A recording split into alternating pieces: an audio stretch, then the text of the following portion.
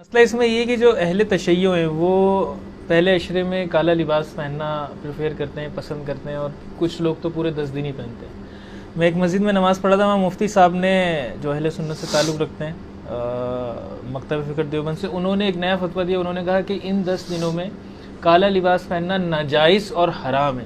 نیا فتویٰ نہیں، یہ پرانا ہی ہے۔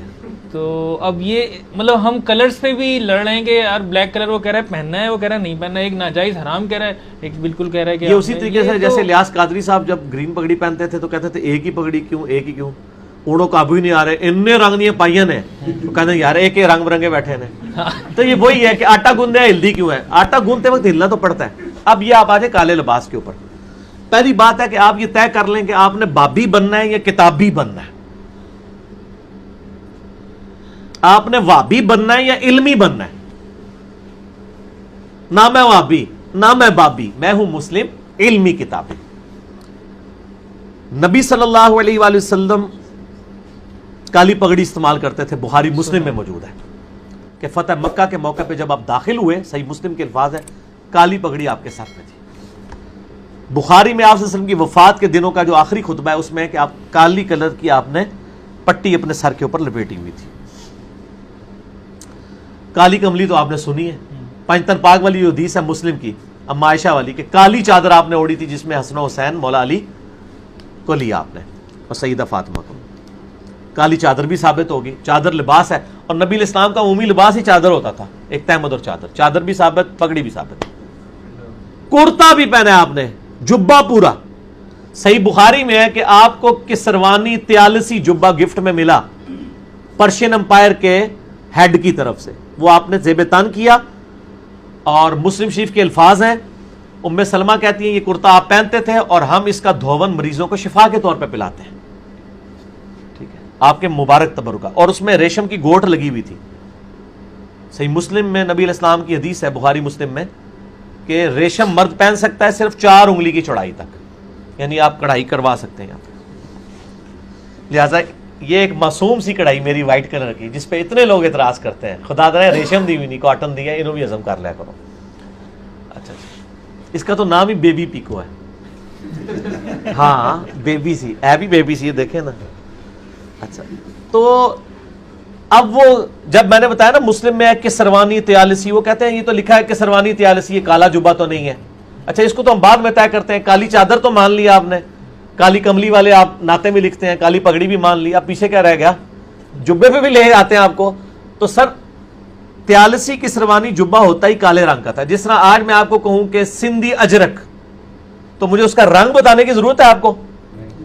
آپ کہیں آپ نے کہا جی سندھی اجرک جو سرخ کلر کی ہوتی ہے، اس میں سرخ کلر تو موجود ہی نہیں ہے، اجرک تو یلو ہوتی تھی۔ تو سر آپ سندھیوں سے بھی پوچھ لیں، آپ ٹی وی پہ دیکھ لیں کہ یلو کلر کی کون سی اجرک ہوتی ہے۔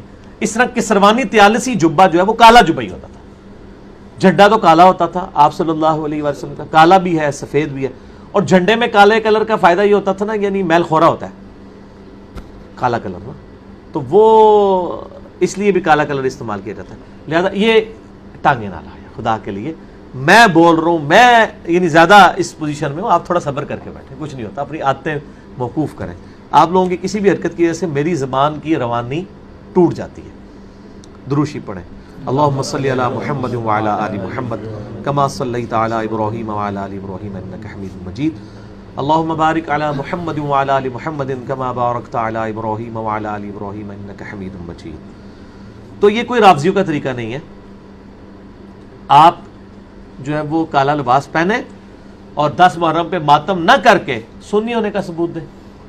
اور میں اس پہ عرض بھی کر دیتا ہوں، بخاری مسلم میں حدیث ہے، ام حبیبہ کے جب والد فوت ہوئے، ابو سفیان رضی اللہ تعالیٰ عنہ حضور کی بیوی ہیں، وہ جب فوت ہوئے تو ان کی وفات کی خبر آئی، تو 3 دن کے بعد ام حبیبہ نے پبلکلی عوام کے سامنے خوشبو لگائی، اعلانیہ، جو عوام سے مراد عورتوں کے سامنے خوشبو اعلانیہ لگائی، رنگدار خوشبو۔ تو عورتوں نے کہا، جس طرح آج بھی کہتی ہیں ہائے نہیں پیڑی ہے، ایک ہے تیرا تو پیو مرا ہے، تو عورتوں نے بھی کہا کہ آپ کا تو والد مرا ہے 3 دن پورے۔ انہوں نے کہا جان بوجھ کے لگائی ہے، کیونکہ میں نے نبی صلی اللہ علیہ وآلہ وسلم سے یہ بات سنی، جو عورت اللہ اور یوم آخرت پر ایمان رکھتی ہے اس کے لیے یہ جائز نہیں کہ 3 دن سے زیادہ کسی پر سوگ کرے. سوگ کی کیفیت میں آپ کو پتا نا وہ ایک معاملہ بالکل ڈیفرنٹ ہوتا ہے. غم تو پوری زندگی نہیں ختم ہو سکتا. صحابہ کرام 50 سال بعد بھی حضور کا ذکر کرتے تھے تو آنسو آ جاتے تھے. یہ مطلب نہیں ہے کہ وہ سوگ کرتے تھے. غم تو نہیں ختم ہو سکتا. یہ میں اس لیے کہہ رہا ہوں کہ سوگے حسین نہ کرے, غم حسین تو ختم نہیں ہو سکتا نا, وہ تو موجود ہے.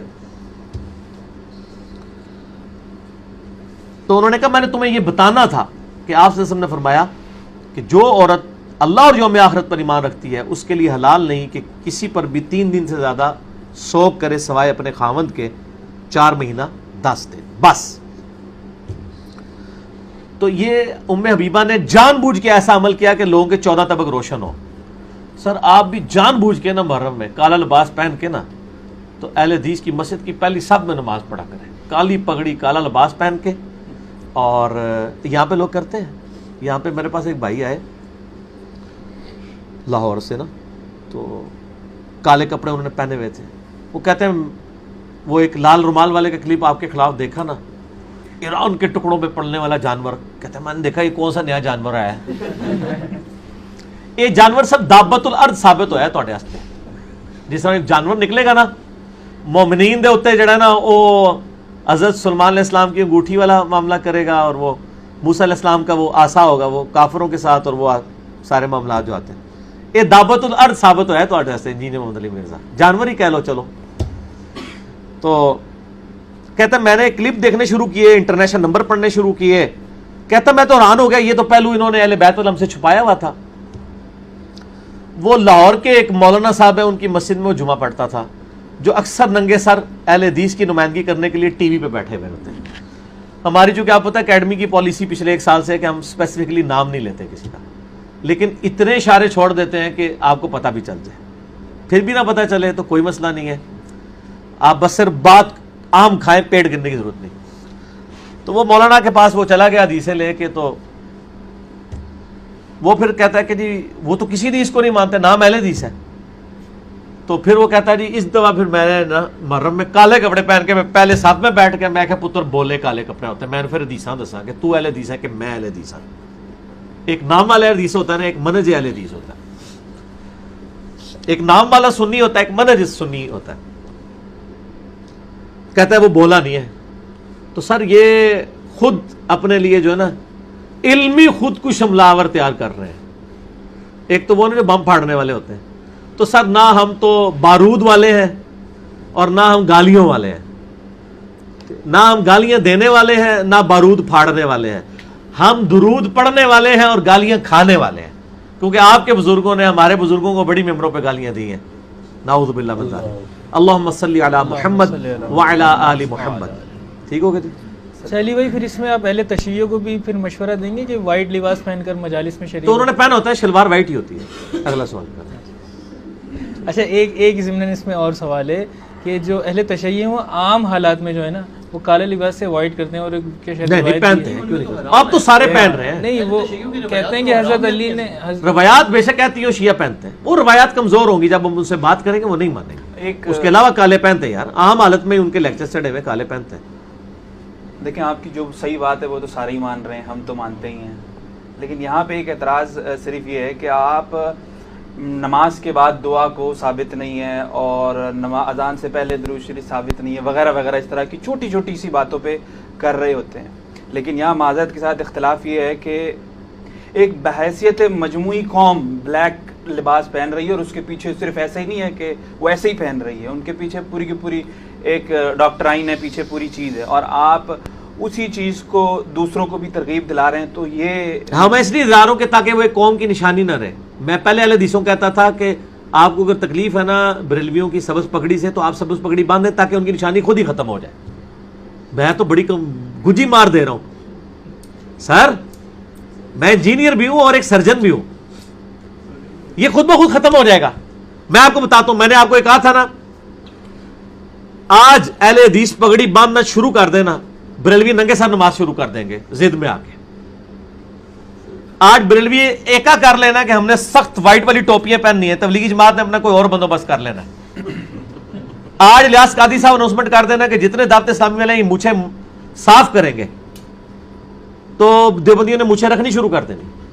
سر یہ ڈائلیوٹ کرنے کے لیے تو آپ کو کہہ رہے ہیں کہ آپ پہنیں تاکہ پتہ ہی نہ چلے کیا ہے مسئلہ, ختم ہی ہو جائے گا, خود بخود اپنی موت مر جائے گا.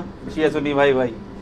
جی جی جی, وہ پہلے کہتے تھے نا جی, وہ شیعہ سنی بھائی بھائی, دیوبندی قوم کہاں سے آئی. ہاں یہ کہا کرتے تھے نا, ٹھیک ہے نا جی. اب نیا ہے شیعہ سنی بھائی بھائی, بابی قوم کہاں سے آئی, سارے بیچ میں شامل ہے. شیعہ منہج سنی منہج, ٹھیک ہو گیا. آگے